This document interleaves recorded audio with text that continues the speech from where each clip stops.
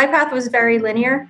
It wasn't like, be an entrepreneur, create a lemonade stand, learn how to, hustle at a young age. It was definitely just pound schoolwork, just school, grades, sit at the front of the classroom and be a teacher's pet. And at the same time, I came from a family that was very traditional. That's Eva Sadej, a CEO, entrepreneur, founder, and a Forbes 30 Under 30 recipient. She's a featured career mashupper in my new book, Building the Business of You, a system to align passion and growth potential through your own career mashup. While her journey started out following the traditional linear path towards career growth and progression, she chose to take a detour.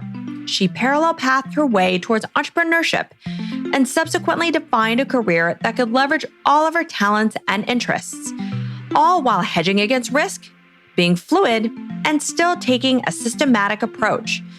And she learned throughout her experiences that she was a business and brand herself.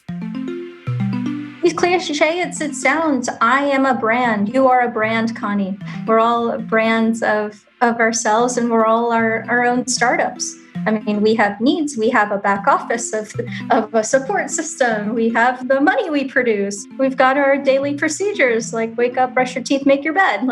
So I think a person in a startup is not fundamentally different, and people need to restart the same way as businesses do. So how did Eva create that career mashup that enabled her to align passions, goals, and interests to get her to where she is today? Welcome to Strategic Momentum, the podcast with actionable tips, inspiring stories, and practical advice from progressive leaders on what it takes to break through business and career inertia and understand the business of work. I'm your host, Connie Steele. Fluidity may seem like a state of being that is innate to every worker in the millennial generation, but the reality is that it is something that can be achieved by anyone, even if it has to be worked towards. And in this new world of work, traditional paradigms have fundamentally changed. The model of career progression and growth used to be linear, and that's certainly what Flossbar and MedBar founder Eva Sadej was conditioned to believe. After she attended the acclaimed Stuyvesant High School in New York, she went on to study pre-med at Harvard and was well on track for what would be considered a traditionally successful career journey. But here, Eva chose to break away and be fluid. Instead of continuing in medicine, she pivoted to finance and went on to work at Bridgewater, one of the top hedge funds in the world. She then forged a parallel path towards starting her own business in an industry where she was a complete outsider. But to understand Eva's journey and learn how we can take a fluid approach while still charting a plan to achieve our goals, let's hear more about her early career choices.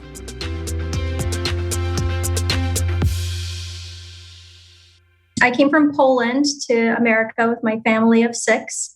I was the youngest child, and we lived in Brooklyn, New York, and Bensonhurst. Very diverse area of Jewish people, Albanian people, Chinese people, Russian people. It was essentially definitely a melting pot of New York City. And my path was very linear.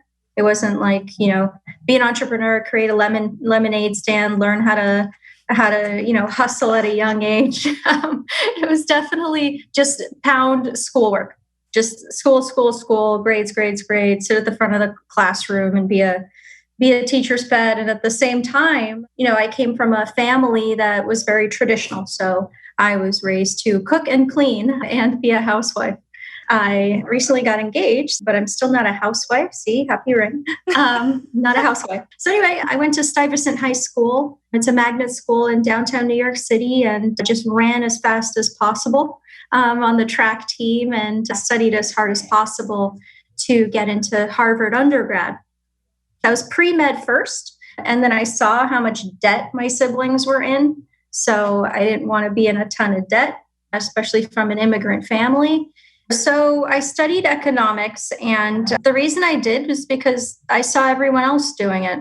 It seemed like the thing you do at Harvard, and what everyone who is aspiring to, be the best of their class was doing. And so that's what people were doing. And then the best jobs pay-wise were on the buy side versus the sell side. And so I just went, chasing the security of it. And I went into finance, worked at Bridgewater Associates, and afterwards became an entrepreneur.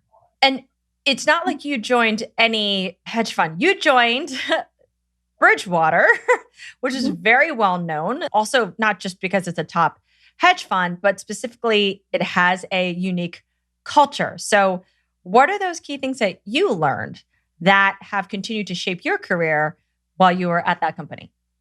Yeah, I mean, what I liked about Bridgewater specifically was, I went to the career table because I was just walking around all the career tables and fairs, and they're recruiting. As once I came back there and told my friends about, which tables I went to, we shared contacts and everything. Someone said, people like you go there. And I was like, people like me? What am I typecast as? And basically they said people who are rather blunt and intelligent. So, at the time I didn't have that many social graces. So, and people at Bridgewater have social graces, to be very, very clear. It's just that the persona of the radical transparency and the constant feedback and everything in everyone's heads fit the kind of person that they saw me being in terms of how I behave in class, in terms of being very direct, and how I behaved interpersonally. So that external fit criteria was super interesting to me. And I learned more about the company and at the level of what is it trying to achieve. It was a really intellectual place where they're just trying to be the best at both management and investment. And at the same time, it was an interesting, I would call it a social experiment, an interesting social experiment to be part of. And half my major was social psychology. So bringing both those things together was a really interesting place to go.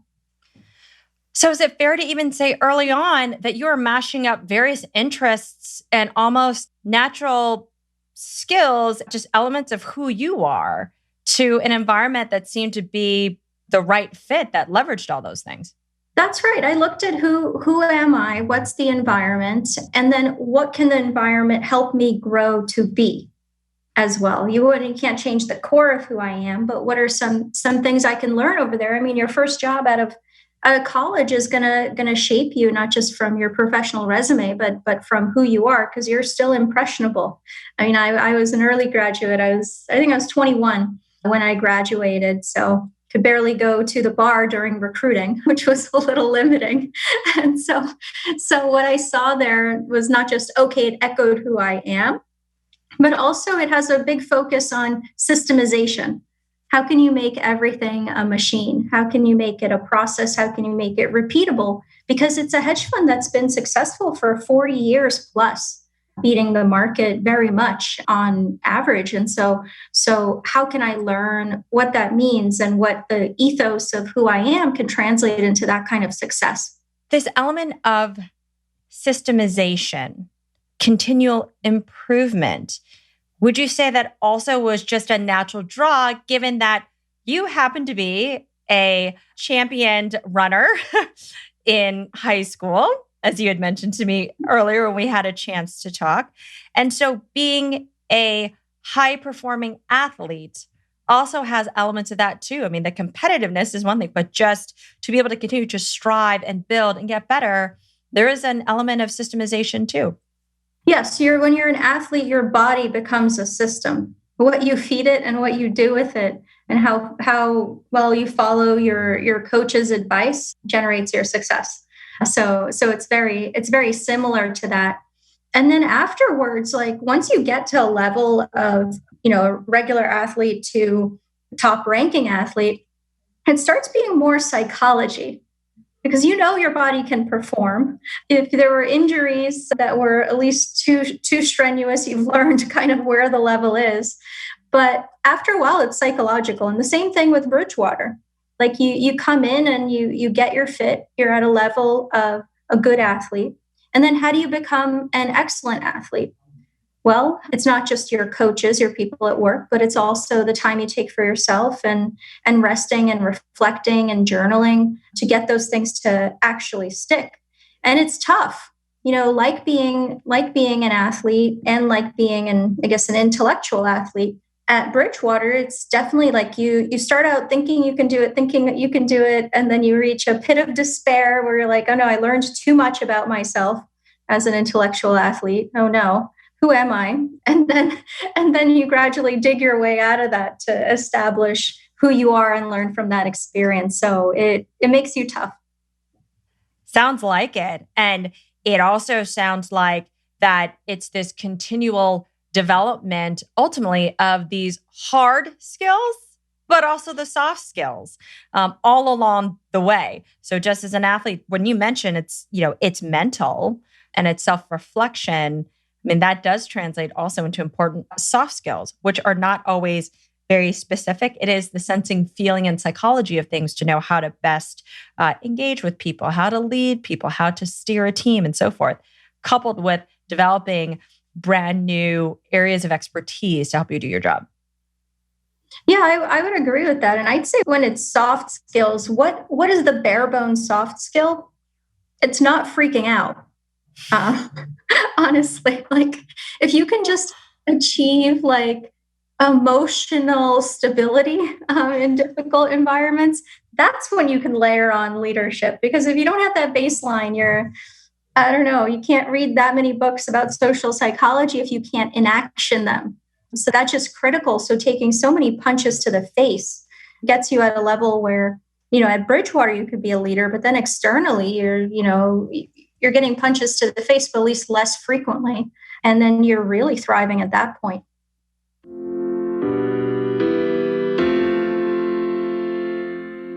Eva was fortunate to find a company right out of school that fit with not only what she was looking for in a work environment, but also who she was as a person, her broader interests, and what she wanted to learn.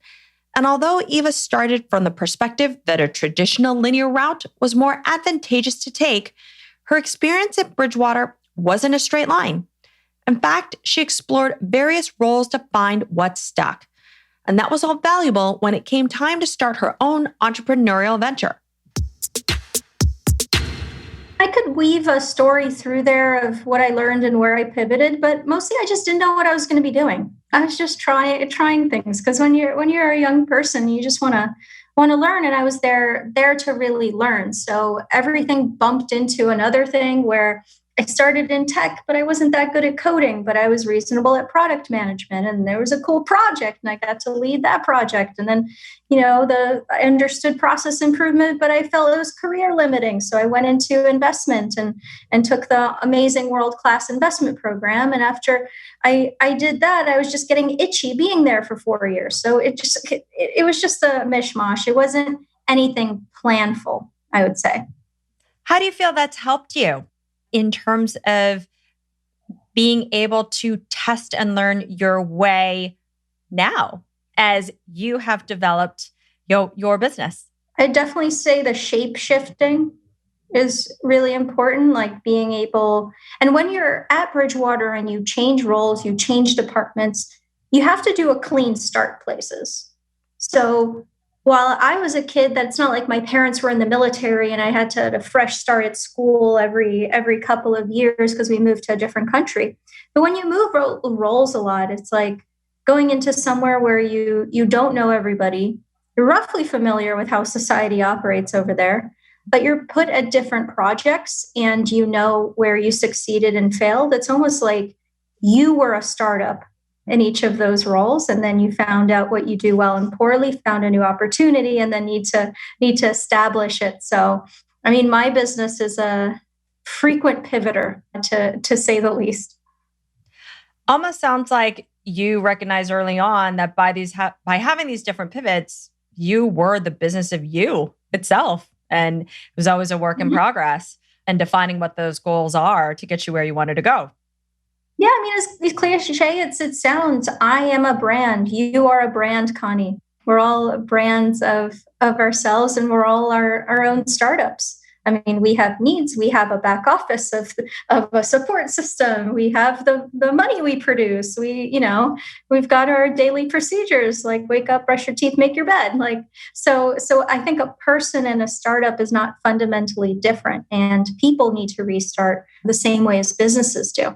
So let's transition and talk about how you decided to transition into entrepreneurship after being at Bridgewater. Yeah, so it first comes with inspiration. So I was really inspired by my partner's startup. He was a banker and he did a part-time startup just in his own time that I watched him do from what's the phrase, soup to nuts or something. I don't know these American idioms. He had an idea, which is a whiskey subscription startup, because there are too many wine subscription startups, and in Asia, everyone was liking the other liquors and whatnot. It made some basic business sense to do it. And his roommate was a social marketing guru. So they put their heads together, Stuart as a Scotch expert and Tim as the social media guru. And then they created this company called Pour More, like pour more liquor, so pourmore.com. And were able to spin that up relatively quickly, use a lot of creative things where they didn't actually have to do stuff. They were like a layer above the existing industry. And they ran it in literally a very lightweight way, part-time with their time. And then they were able to sell it at a reasonable 7-figure price to a private equity group. And it just blew me away. It's like, what are these people doing? I've never even sold lemonade. Like, I've never sold anything but somebody buying my time to do a thing. Like, there was never like a product that, especially not coffee, that I sold. And I just saw them sell something. And I was minorly jealous. I wanted to do it as well. I saw and I learned what they did. And I can be agile like that. And so when I was getting that kind of 4-year itch at Bridgewater, I was there for a while. What I decided to do was twofold. One is write down all of the startup ideas I can think of, from absurd to good and anything in between, twists on existing business models. I had about a list of 20 of them and various research I did. And so I called that structured creativity. It wasn't a light bulb. The light bulb was the passion when I felt unjust that I couldn't do it too, and I haven't done it yet. So that like element of competitiveness. But it was basically like a structured list of everything I can think of. And I was inspired by Dry Bar. It's the women's hair care brand. And it had a great brand. It took the simple part of an industry and it did that thing well. And so how can I apply that concept? What industry is right for that? Well, it was dental services. And so whenever I talked to anyone about, my various 20 startup ideas, that one really popped for people. It was getting that validation of they understood the problem. It was simple enough. It was a clear need and they liked the approach. So that was step one, find your idea. And step two, okay, now you have to shift your life to be an entrepreneur, right? It's not about the idea, it's about the execution. And so what I did is I hedged risk. I went to business school at the same time as pivoting my life to be an entrepreneur, because I was a first-time entrepreneur. So I wanted a cover story in case it didn't work out. So I went to Wharton Business School for 1 semester while doing a bunch of pilots in the area and learning and talking to people. And then as the business had a clear proof of concept, I then left business school to join it full-time. Unpacking all that, which is pretty amazing. Sounds like first, you got exposed to how many people are having side hustles right now and seeing that there's not a singular focus on any one career necessarily, that there are opportunities to be able to pursue multiple different paths, of which maybe the job that you have now is your primary, but yet you have this side hustle, which could become a primary or could become, it's something you're very passionate about, which could fulfill another side of you. And so that exposure to it led you to making this pivot and wanting to pursue that path. And then applying, my guess, and please correct me if I'm wrong, but everything that you learned having been a product manager, learning what it takes to build products. Since you applied agile development, you talked about pivoting, you talked about testing and learning. Mm-hmm. Those are core principles. You applied that to starting your business from this idea that you had by identifying those trends, spotting those trends, and realizing this is where I want to go? You are so concise, Connie. You said it so elegantly. Thank you. Yes, that is what I was trying to say. As Eva shared, the ability to shapeshift was an important skill she learned at Bridgewater. And this fluid mindset and approach was invaluable when she decided to take that path towards entrepreneurship.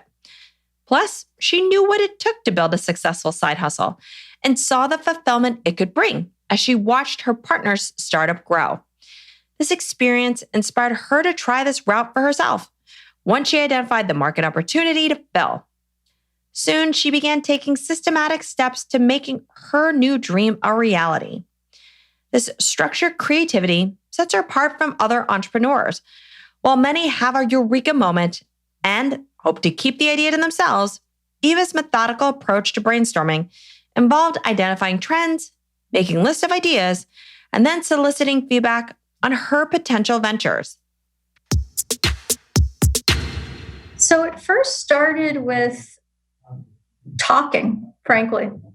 A lot of entrepreneurs, when they have an idea, think of ways to make sure that they're not telling anyone about it. That approach is not one I took. I just kept babbling and babbling and babbling about it.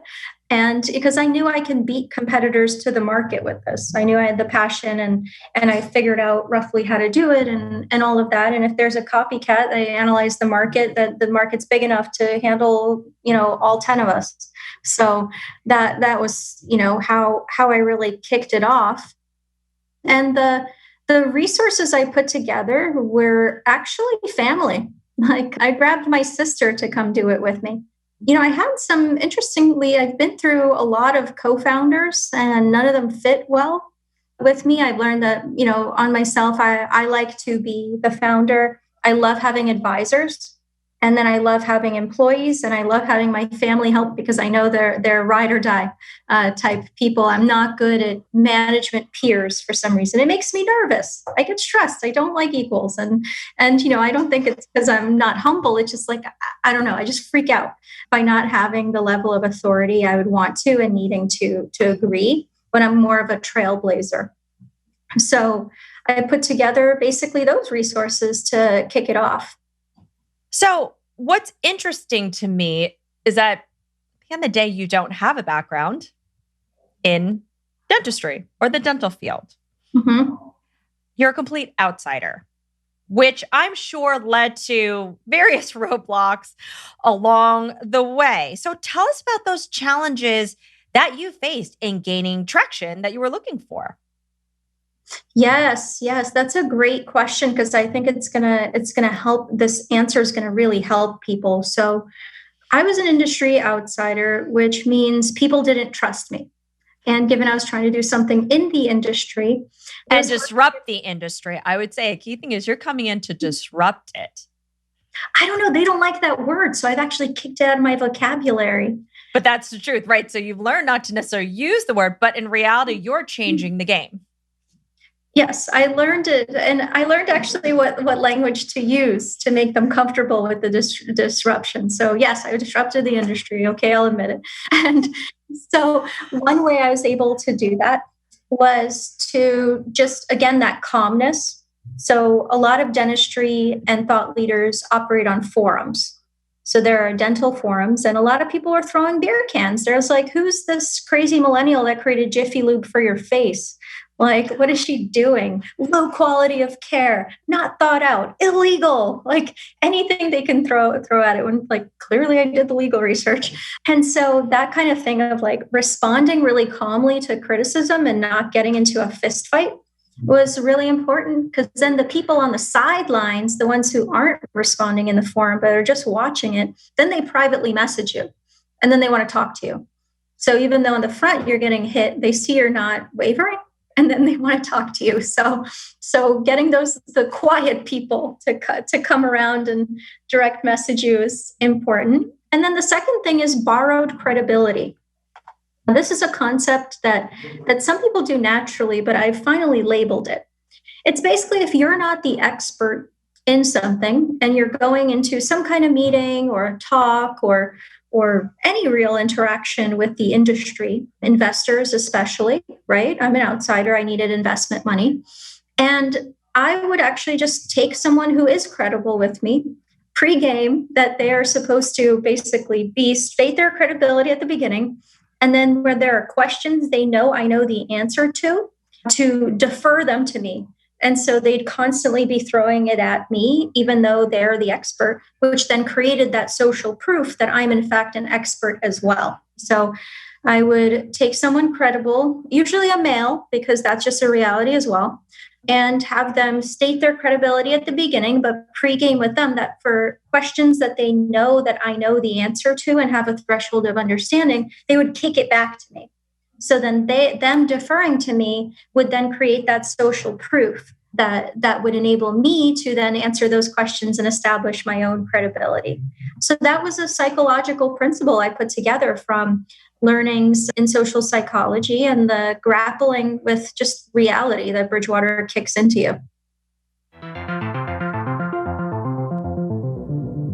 Eva's decision to parallel track her entrepreneurial venture while also attending business school enabled her to hedge against risk. Further, the skills she gained during her time at Bridgewater helped her build the mental fortitude needed to take on challenging situations she faced. And that was even before she realized this was the route she wanted to take. Once Eva identified her goals, she established a plan to break into and disrupt an industry where she was an outsider. Based on the knowledge she gained through her psychology studies in college, coupled with the insights and training from her experience at the hedge fund, she developed a concept called borrowed credibility that helped her break through and gain traction. Yet Eva also knew the importance of having that village of support to help her through this journey to build and grow her business. Well, a lot of good things I did was have mentors. So because it's like knowing what you don't know, I didn't know what I needed because I'd never been an entrepreneur. And by watching under other entrepreneurs and learning their stories, I was able to learn those things. And for me, like I live with an entrepreneur, right? I was inspired by Stuart's liquor startup, interestingly, from liquor to health. And so always having him be able to be involved in everything. It was like, I know everyone talks about the woman behind the man, these days and in popular stories, but sometimes it's the man behind the woman. Like he is just an avid supporter of me. And so constantly having him who's more advanced in that specific topic be a coach and a mentor on that business side, it helped me understand what I need. So what did I need, right? I needed a team around me. I needed an HR department so the team doesn't sue me. I needed a good legal group to be able to do stuff in healthcare that is regulated. I needed some investors so I wouldn't keep having my credit cards maxed out. I needed to make a pitch deck, right? I understood what a pitch deck was from school, but not a real pitch deck and how to make it.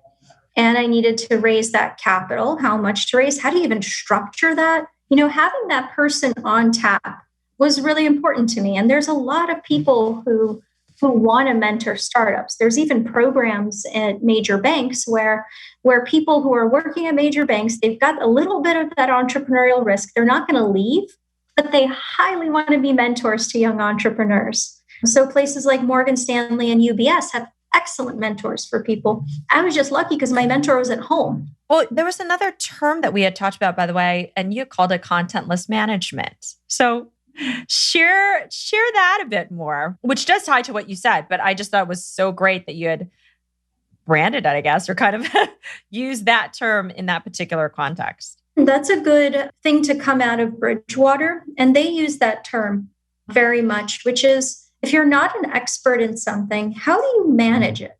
Well, you're not going to be able to call BS on people because you don't know what they're talking about.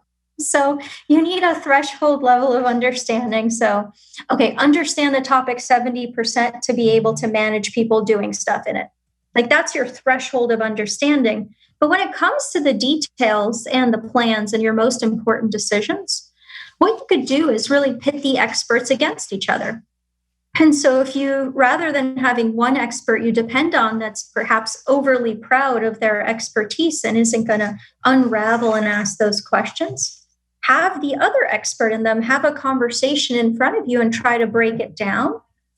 That way you're getting multiple viewpoints and not trapped with your existing expert. So what I did was I, put together, if a dentist was saying, no, mobile dentistry isn't legal because you can't have a hygienist work alone. I was like, I don't know, the legal guy says you can. And then so you stick them both in the room and say, okay, you say we can, you say we can't, talk it out. And then you learn from there. So that enables you to act at the manager level while at the same time not being irresponsible and able to be swayed by someone who could be an expert that maybe has something to learn. So you're really facilitating dialogue of different perspectives so that at the end of the day, you're able to truly see a comprehensive view of all the dynamics, which then I would assume would help you plan effectively and then understand the different potentially chess moves that if you were to move towards one direction, you know what the implications could be. If you decide to shift in another direction, you've got an understanding of what those implications be. But it's been a data gathering exercise to understand how to ultimately hedge against risk. That's right. What were the things? Contentless management, borrowed credibility.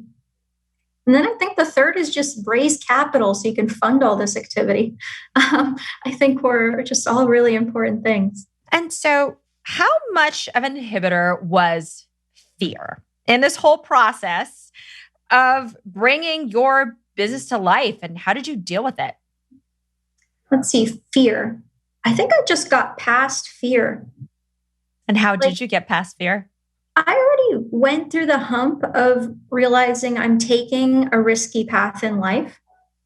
And so once I grappled with that decision, and I basically went to the level of spending all of my savings on starting a company, it was almost like I had nothing to lose.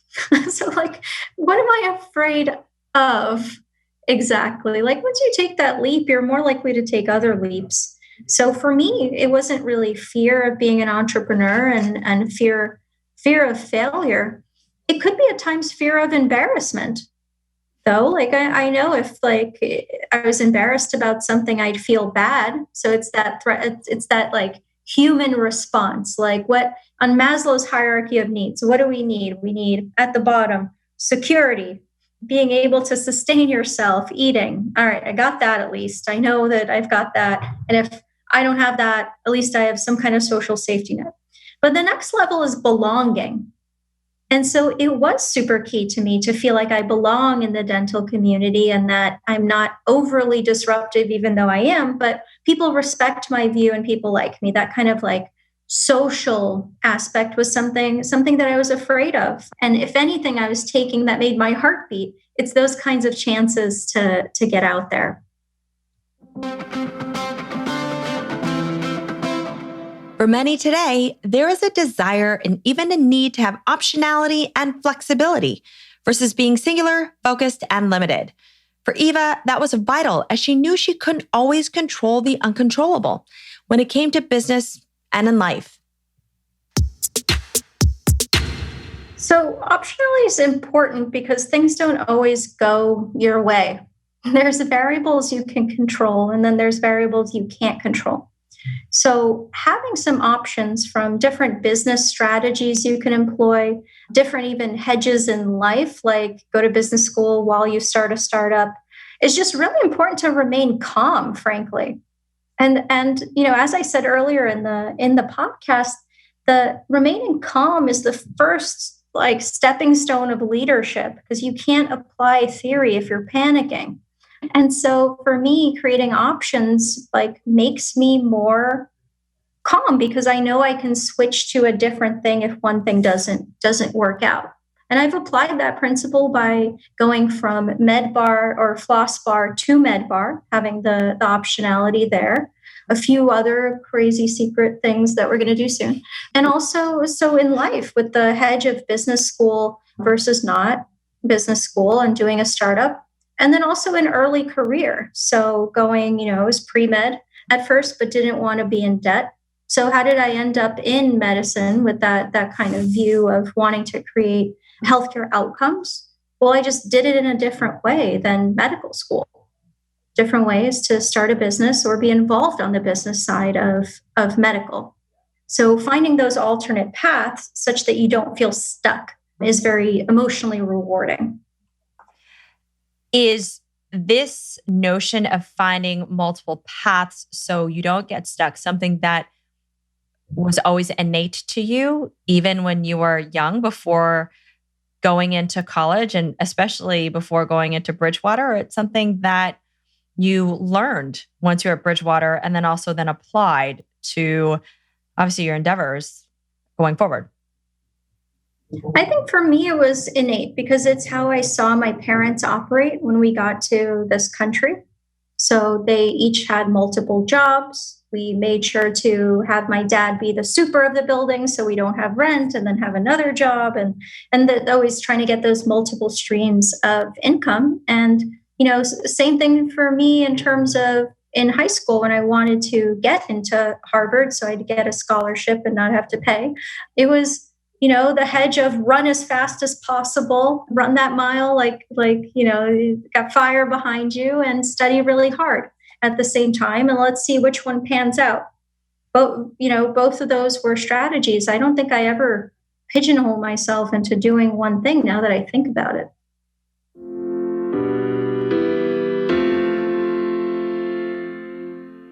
By being fluid and mashing up her experiences, skills, past roles, and passions, Eva was able to create FlossBar, a mobile dental service that brings healthcare directly to companies and their employees. Unsurprisingly, she was also able to dynamically pivot and evolve her company during the pandemic, creating a new business line with COVID-19 testing. As such, MedBar was born. So FlossBar is the corporation is called FlossBar. MedBar is one of the subsidiaries that's evolved due to recent circumstances. So FlossBar is a tech-enabled healthcare logistics company. So it's basically taking the clinicians in an area like New York, Arizona, California, wherever, and enabling them to go service their local corporations. So get out of your four walls, go to an employer site because 66% of employers want care on site. That's a major statistic that is barely penetrated. And so enable those partnerships between the two such that care can actually happen. In order to do that, you need a very robust back office. You need a ton of lift and shift and equipment. You need marketing, you need sales, you need all this stuff. So what our back end fosters is for that transaction to be able to happen such that the clinical people can do the clinical stuff and we can do all the other stuff that they're not specifically tailored for. You've been able to effectively bridge the gap between those service providers and where you started off was dental care because you saw a huge gap there and be able to provide convenient services for folks at their office or in other locations where it makes it easier for them to get it. Because I know you mentioned you had, there were limitations for people being able to take care of their dental health, which is so core to their overall health in a more efficient way. That's right. For the clinician, it's that opportunity to get patients and fill their time and maybe drive them back to their local office for advanced treatments. And for the patients, it's definitely a convenience play. Like they're at work, they need to get their services done. They may involve taking time off from work. They may not even trust the providers that they have or are in their area. And the employers can develop those perks programs for them. So it's win-win on both the sides of the market. So, of course, one of the major challenges that all businesses have been faced with is COVID. And I know in your case, your revenue completely fell to zero when COVID happened. You were first primarily focused on the dental service side of things. So what did you do to successfully pivot, which has established the business you have now? Oh, yeah. COVID was painful at the beginning. It was like the worst industry to possibly be in because it's you're trying to go to workplaces workplaces are closed, and you're doing dental services, which have a major respiratory interaction component. And so all of my clients, they were dropping like flies into, luckily they're on contracts so that they're going to have services later, but they all have those darn force majeure clauses, which means if it's an act of God or government, they can't have dental services. So it's almost like that little term in the contract was quite painful, but everyone understands that, you're not going to have dental services at the workplace. So it was really bad. And we were in the middle of a fundraise as well. So pretend, fundraising during COVID with no revenue, that's horrible. You're going to tank. You are going to tank. So we had to do something quickly. And what we came up with was a concept called MedBar, FlossBar's sister company. And what we did there was really get on top of COVID-19 testing very quickly. We researched about 60 different supply lines of tests. So even if something was low, we will find it. We will scour the earth for COVID tests, got all the permits and lab licenses and all those things that you need to stand it up, and basically stood up a new business line, heard what the market needed and took that nimble team and the resources we had and pivoted them to this. And it wasn't that hard. We're doing healthcare logistics before, for dental. Now we're doing healthcare logistics for medical. It's a similar process, even though a different service line. And you did it in pretty record time, right? I think you had mentioned that this pivot that you made, because you had the foundation already there, enabled you to be one of the first to market to deliver COVID testing to people in New York. That's right. And not just to New York, like our biggest markets for this are Massachusetts, Texas, Atlanta, Connecticut. So we go around because the demand is, everyone's calling for COVID testing. It's one of the most in-demand services right now. And we did it fast because our revenue plummeted. So it was either apply someone to a new project, all of everyone, or shut the doors for a while. And so it's just out of necessity, we pivoted really quickly, and we were set up with a recruiting arm, a billing team, supply depots, supplier relationships, technology of patient experience. So it's just figuring out who you fundamentally are, which is a healthcare logistics company. Abstract away your service that isn't selling, and then sell something else temporarily.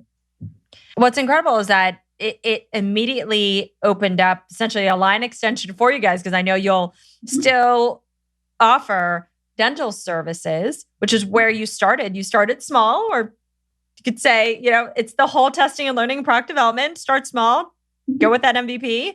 You got traction, and then you pivoted. But now you've been able to expand your business such that it will capture a larger share of services and offerings to help people. That's right. And knowing we could pivot, there's a lot of ideas we can try. Like I always have the business doing 90% the hum of the things we do, and 10% just pure R&D. 10% is like, half a weekday or something like that on just innovation and brainstorming, so that we can be abreast of what is new and what we're sensing from the market. Because it's a lot can go on our platform of all the resources we have. So even today, Connie, we're brainstorming some top secret plans over there on that whiteboard. So there's a lot coming. Sounds like you've been testing and learning your whole life in parallel pathing as well. Yes. I hedge risk. I see risk from afar and try to get ahead of it. Because my reality is that risks manifest. I'm just going to assume that and not be afraid of them. I'm just going to hedge them. So if this never worked out, I would have just stayed in business school. It never happened. Padded that risk. But now I just padded the risk of dental going south with medical. And if COVID testing goes away, I'm padding it with those other secret plans. And so you just have to be a step ahead of what the market's going to buy. To close, what advice would you tell others who are trying to find the right path for them? I would say, if you're young, just do it. People love entrepreneurial stories. I mean, a lot of people are afraid to get off their career track and do something else. I think your chances now, unless you literally have kids at home that you need to feed with your salary, like the older you get, the less likely you're going to be an entrepreneur. And it's amazing when people in their 40s and 50s and 60s become entrepreneurs, but it's much less likely.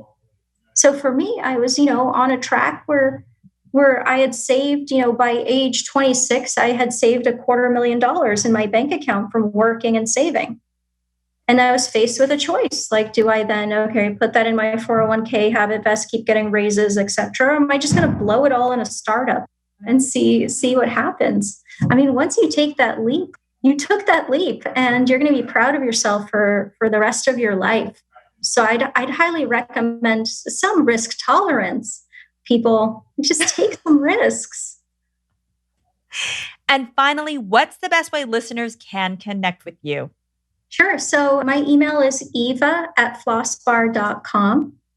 Thank you so much for joining us today and sharing this incredible story of being able to create this amazing business. But one of the core things is, how do you hedge against risk? Even being that outsider and creating this optionality to create momentum and impact.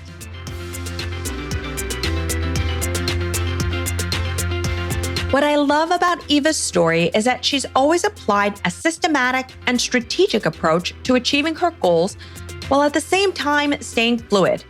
By constantly trying new things, learning from these situations, and leveraging all of her past skills and experiences to these new environments, she was able to build traction and get to where she is today. She has, in essence, created her own career mashup, which has enabled her to achieve a level of impact and fulfillment that she wouldn't have attained by taking a linearly focused path. And Eva recognizes that she is a brand, and as such, understands that she has to manage her own life like a business, in the same way she manages her company. This is an important lesson for any listeners out there. As with building a company, you have to take some risk and prepare for that change, because that's the way you will learn if that route will help you reach your own growth potential. Thanks for listening to Strategic Momentum. To connect with Eva, you can email her at eva@flossbar.com. That's eva@flossbar.com. To understand more about the future of work, what it means for careers, and most importantly, what to do about it to create your unique career mashup like Eva's, go to bizofyou.co to learn more about my new book, Building the Business of You.